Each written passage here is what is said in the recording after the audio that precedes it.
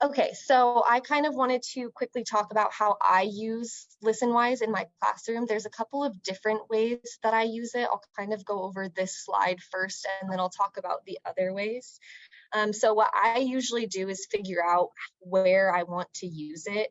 The two sections in the curriculum that I like aligning it with the best are the build knowledge, the very, very first page in each issue, and then the 10-minute response page. So on here, I talk more about the 10-minute response.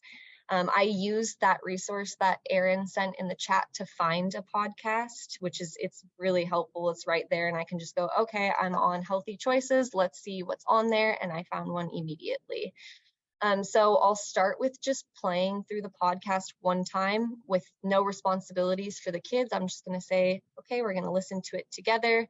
I always remind them this is a podcast, so there's no pictures, because sometimes they're like, wait, Miss H, there's nothing on the screen. I'm like, no, we're just listening to it. So we just do one listen through just to kind of get them familiar with what we're going to be like working with. The second time we listen to it, I give everybody a sticky note, and I'll kind of ask them varying questions depending on how deeply I want them to think about it. So maybe I'll say, like, what's the main idea of the podcast? What are key details that support the main idea? Sometimes I'll use it as like an exit ticket and ask them like a comprehension question, just to see, like, check for understanding and get them thinking about the topic. Once that second listen through is done and they've shared with their partners what they thought the main idea was or the key details, I'll then move into the 10-minute response.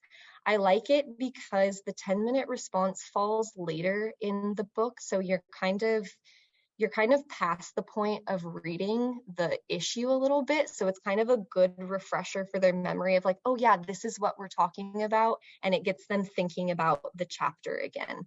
So I'll say, like, now with the information from the book and the podcast, we're going to work to do our 10-minute response. I like it too because obviously the 10-minute response is a shorter lesson, so it can kind of build it out to be, especially for me because I'm middle school, like I can build it out to be an entire class period dedicated to that.